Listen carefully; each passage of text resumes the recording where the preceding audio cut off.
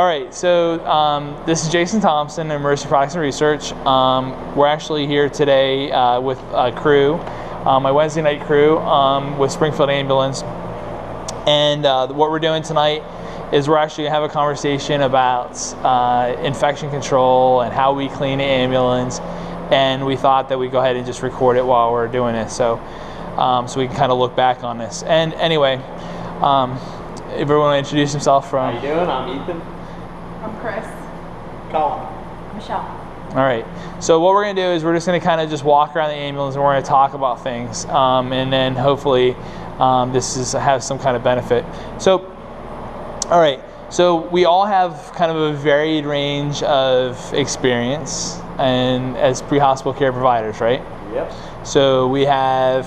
How long have you been doing this, Ethan? I've been doing this for about 9 months. 9 months, Chris? 4 months. 4 months?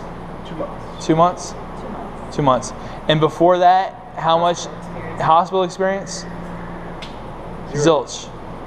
Just from being a patient. Yeah, 0 as well. Okay, so this is actually really, really good, because what happens is, you know, you guys, I'm hoping that we're having an opportunity where we haven't learned bad things yet, right? So this would be a chance for us to kind of have open discussion about, like, oh, that's, you know, this is what I know, right? No, but we've all had like 4 different bloodborne pathogen training. Exactly, exactly. You So had the 2 or 1? 2. I had 4. 3.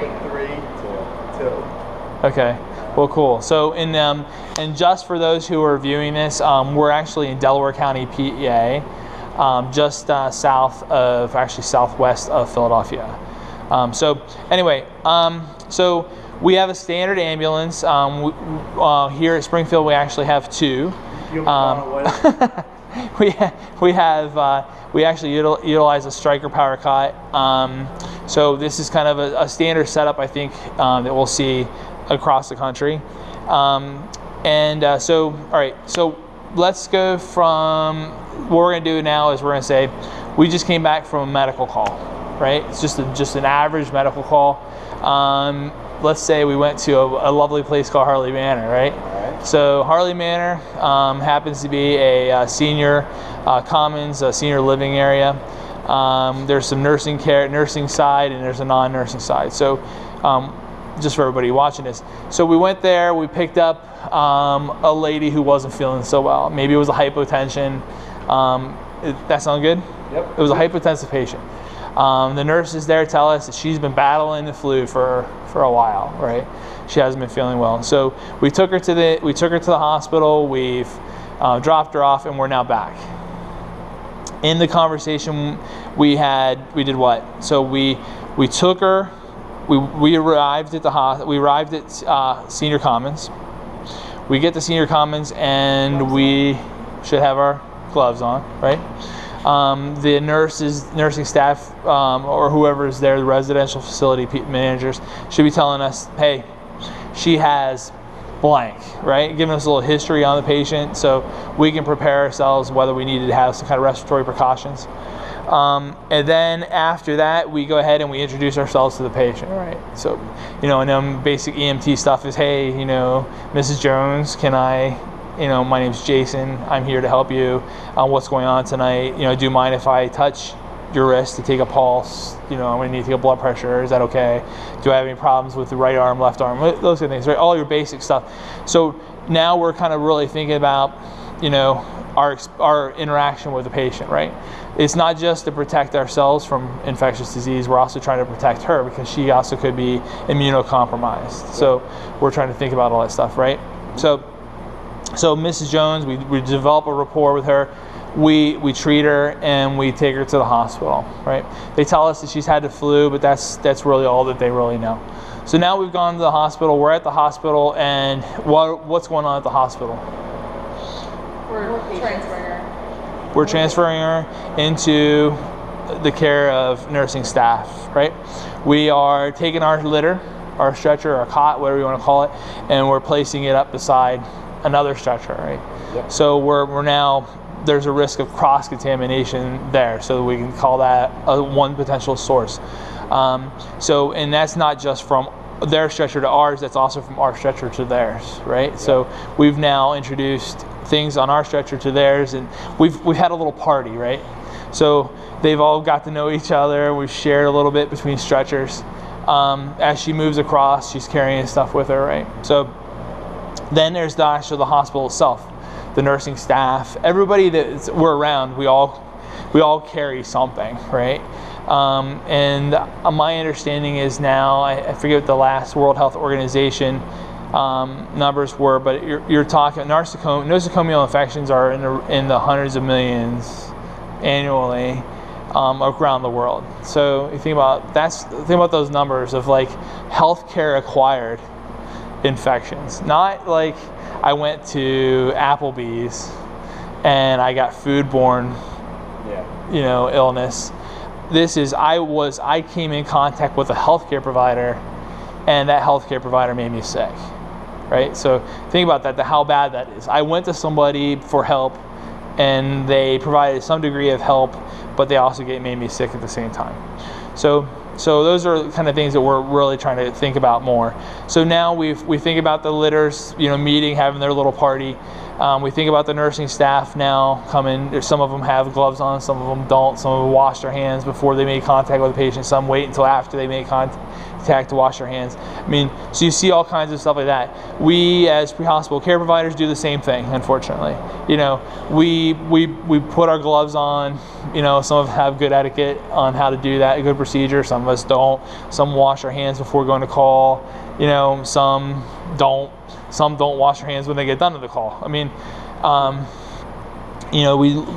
clothes, everything we were in contact with a patient before now is carrying something before. As we were cleaning the ambulance, we became in contact with something, so there's all these kind of things that if we're working at trauma and we come back and we clean it and we're using sprays, we're doing all that stuff and wiping it off, it's good to use a gown, because you're now, anything that's splattered on your uniform is not going to be transferred to somebody else.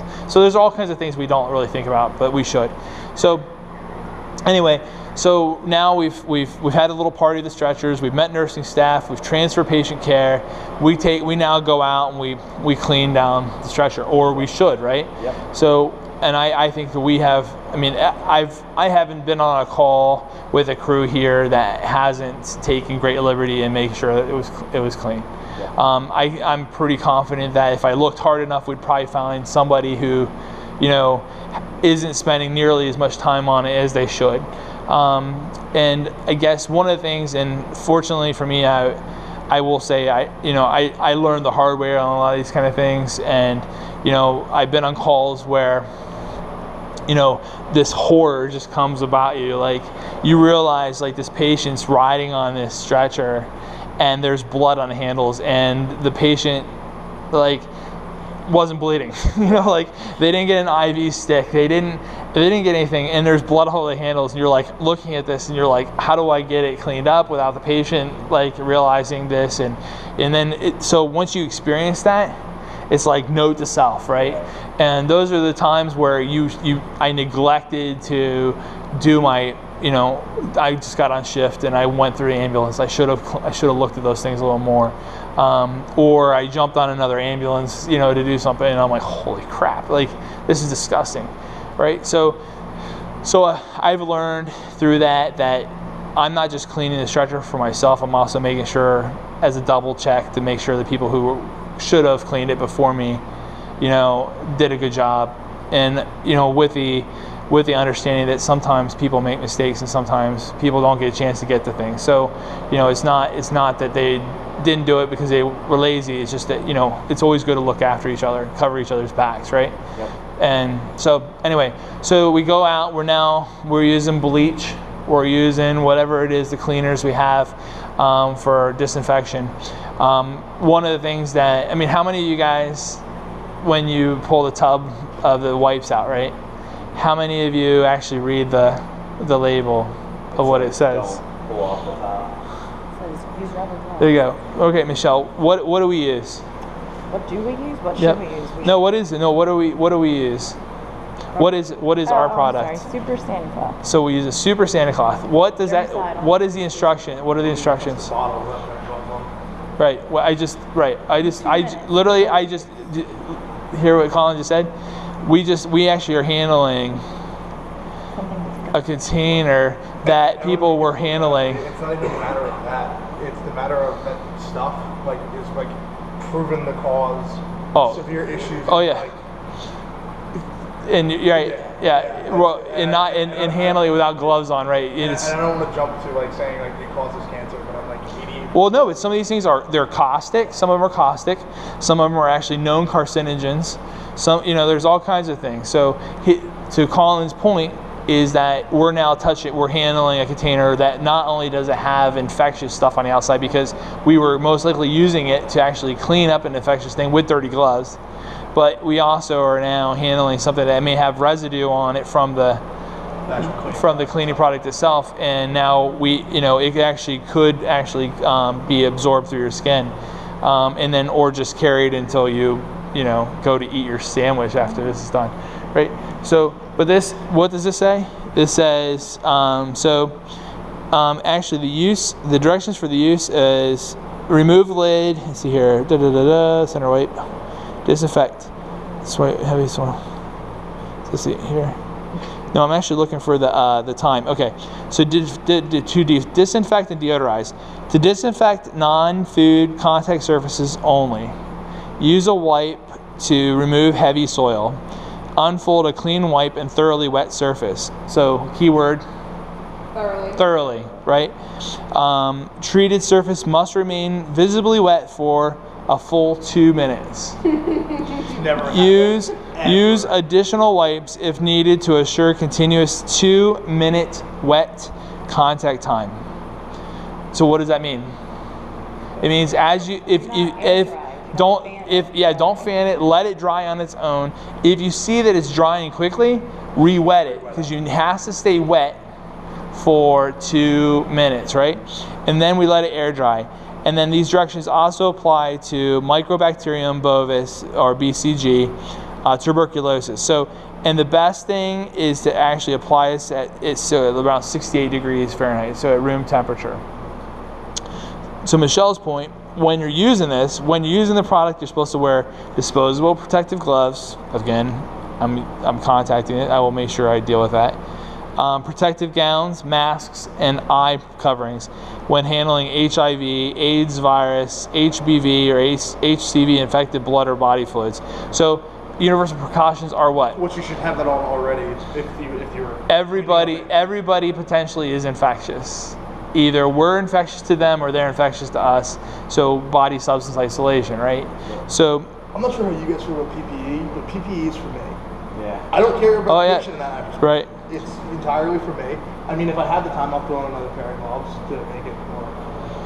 Yeah, and one of the key things in here about the cleaning procedure, right? And this is one of the things we were talking about earlier tonight, right? Is that, regardless of like when we talk about the fogging systems and we talk about vaporized products and those kind of things, gases, that you still have to go in and actually physically clean the environment. You have to go in and take that time. There's no nanobots that are coming in to clean this place, right? Not yet, right? So, I understand the minions are supposed to be helping us at some point, but so the cleaning procedure in this is that all blood and other body fluids other than blood, mucus, vomit, sputum, semen, vaginal fluids, feces, urine. What are some other things that we come across? Bone marrow. There's pus. There's all kinds of stuff that's out there, right? So you want to make sure all blood and other body fluids must be thoroughly cleaned from the surfaces and objects before disinfection by the germicidal wipe.